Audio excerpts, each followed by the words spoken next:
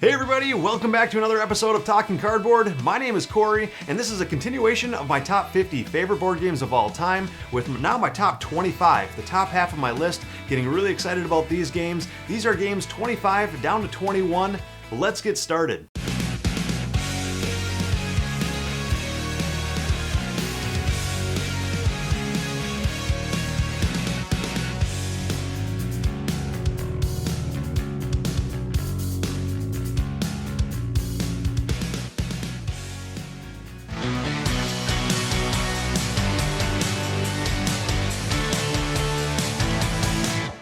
Okay, and my number 25 game dropped 14 places from last year. I consider this to be pretty much a pure deck building game with a couple of things thrown in there that make it a little bit different and unique, but I consider this to be my highest deck building game on the list, or my highest pure deck building game on the list, and this game is Clank. Clank, like I said, it is pretty much a pure deck builder, but it's got a twist thrown in there where you have a board that you are navigating with basically a worker that you're sending around through the dungeon to pick up loot and pick up different items and try to get back out of the dungeon before the dragon kills you. So a lot of fun. The majority of the game revolves around that deck building mechanism where you are adding cards to your deck that you can then later draw to make your hand better and better, play that out to buy more cards, get down into the dungeon to pick up items. Items give you points. Some of the cards that you're buying give you points as well. And whoever has the most points at the game wins. What's really cool about Clank and what I like about it is the kind of the push your luck element where you try to push down as deep into the dungeon as you can before your opponents realize that you're trying to jump back up and escape the dungeon. Because the first person to escape out of the top after they've grabbed loot triggers the end game timer, where you have a certain number of rounds after that first player gets out of the dungeon before you have to escape. And if you don't get above ground before then, well, then your character dies and you're completely out. You lose all of your victory points down to 0. You're out of the game. If you can manage to get above ground, you at least get to keep the victory points that you had gathered throughout the game, but you don't get that bonus 20 points for getting all the way to the top completely out of the dungeon. So it's really fun trying to get down, navigating around, picking up different items, and kind of trying to call people's bluff on what they're trying to do. And if they start scooting back towards the surface of the dungeon, if they're actually looking to get completely out of the dungeon or not, or if they're just kind of toying with you, you don't really know what's going to happen. So a lot of fun with the deck building, a lot of fun with the grabbing and getting out and that tension that provides with you and your opponents trying to psych each other out. So that game is Clank.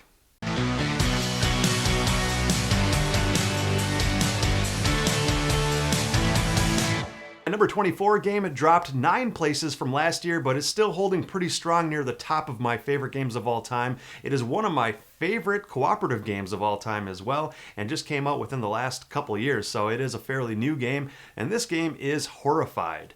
Horrified, just a ton of fun. I talk about it on a lot of the videos on my channel, and I really try to champion the game to get people to at least try it. It is a game that is in Target and big box stores, so sometimes that turns people off from it not being a true gamer game or a designer board game, but this game really has a lot of elements that make it feel like a designer board game and like a hobby enthusiast game. You can tailor each mission to be as difficult as you want it to be based on how many monsters you're looking to defeat. In Horrified, the basic premise is that you're going around the board trying to defeat the classic Universal style monsters. So you've got Creature from the Black Lagoon, and Dracula, and the Mummy, and Frankenstein and his Bride, and the Wolfman, and all of these different really cool, oldie but goodie type of monsters, and it really brings this whole thing to life. You are going around the board cooperatively. Each character has a different set number of actions, so each character plays a little bit differently. Each character has a different special ability that they can exploit during the game as well, and you are looking to pick up different items to complete the tasks that are represented on each monster. It's really fun working together. There's a lot of puzzle aspects to this game, which is fun too. So if you really like puzzles, really like puzzle games and trying to really outwit the game, this game gives you that challenge. So a ton of fun. Play 2, 3, 4 monsters. If you get really good at defeating 2 monsters, level it up a notch. And there's a ton of replayability with that alone. So give it a try. I don't think you'll be disappointed. That is Horrified.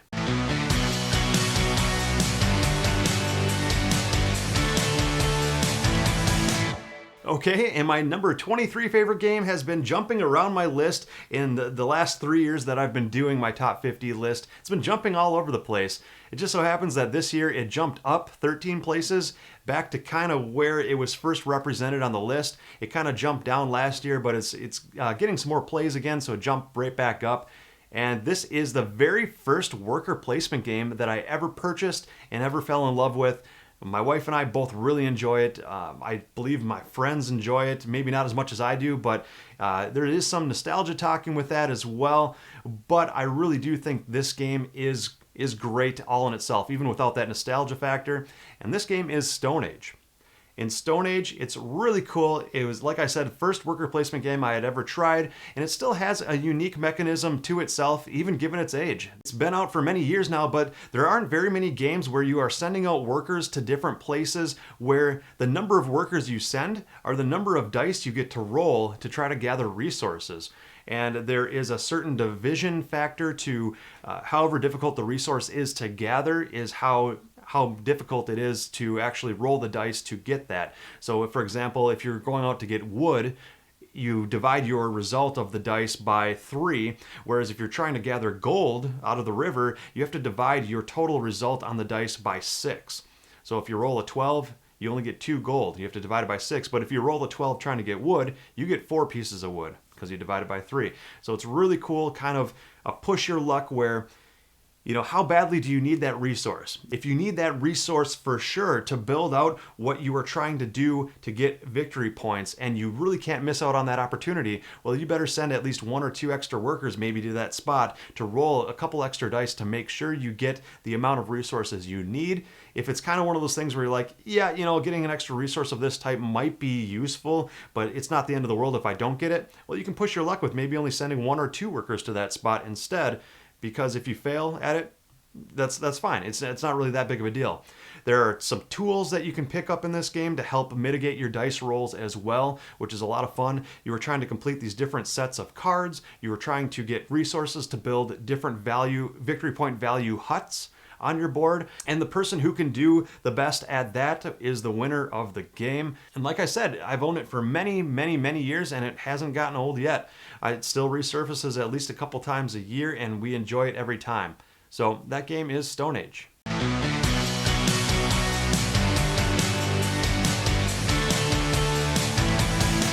And my number 22 game is brand new to the list. It is debuting at number 22. So very, very high, but just a lot of fun. This is one of my favorite economic style games where it's kind of like a business simulator in a way. And you might be thinking of a couple other games in your head to what this is, but you could be wrong because there are a few of them out there. This just so happens to be my favorite business economic simulator style game.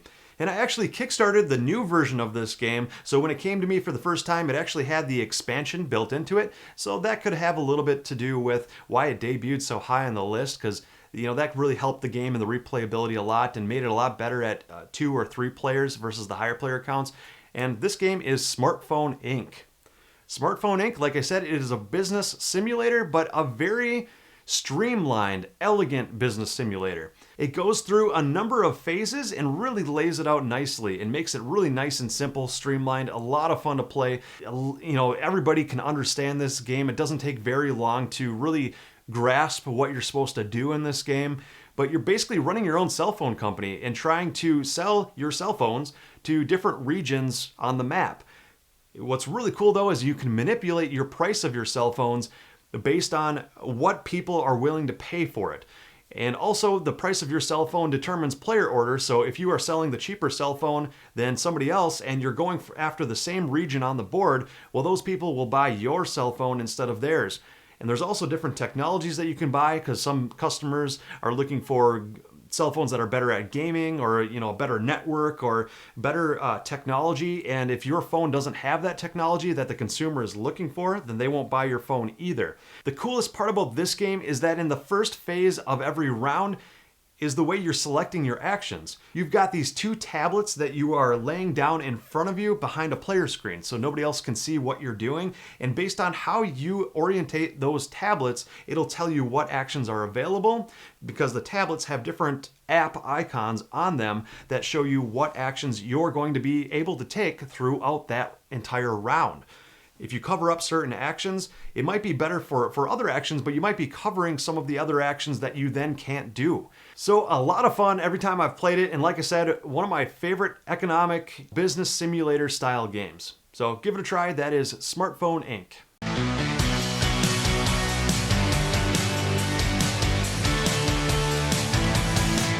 Okay, and last on my list today is number 21. It only dropped one spot from last year, so it's holding strong. It was number 20 last year, now it's number 21, so really holding steady.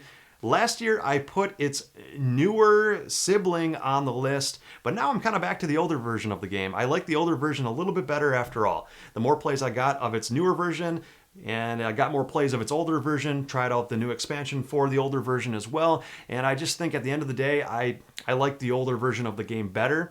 But last year, I put Gaia Project on my list, and this year I am choosing to go back to Terra Mystica.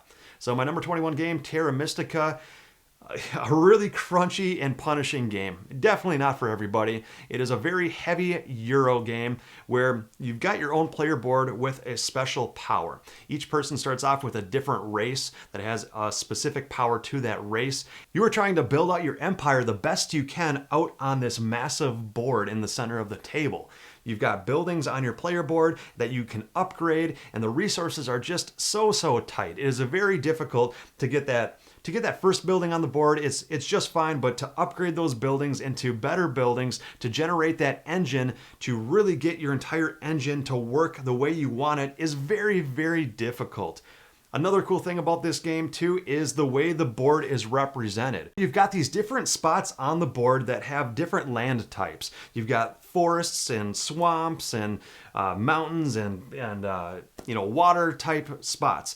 Your race is associated with one land type, and your race can only build their buildings on that land type. So if I've got a forest race, I only can build my buildings in forest spots. What makes this game really fun to me is that you can take a shovel and, like in the name Terra Mystica, you are terraforming the land to be the land type that you need for your race. Different land types are a little bit easier to terraform to your land type, and some other land types are more difficult to do that. Also, you can upgrade your digging or your shovel, your terraforming ability to be better and better, so it doesn't cost as much to terraform the land. In the future of the game, there are goals each round. It's only a 5-round game. In each round, you are trying to go after a different goal to give you more victory points. And you are trying to build out your buildings adjacent to one another, because as soon as you build a big enough chain of buildings, you can then claim it as a town. And when you do that, you get a bonus victory point tile along with another special ability.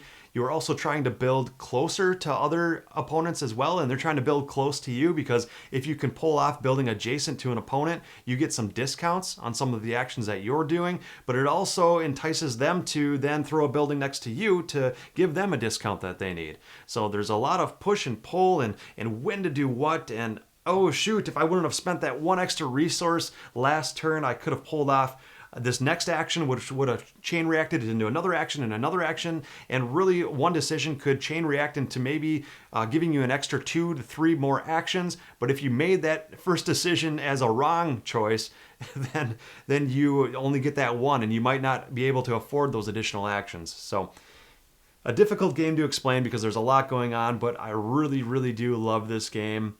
And like I said, it's not going to be for everyone. It is a heavy Euro, a very punishing Euro, and does not feel very satisfying when you can't pull off what you were trying to do. But that's also the fun in this, because it keeps you coming back to the table for more in the future to then try to do better at what you did poorly last time. So that game is Terra Mystica. Okay, everybody, and that is my list for this time. I am really having a lot of fun doing this. We are climbing higher and higher to the top 10.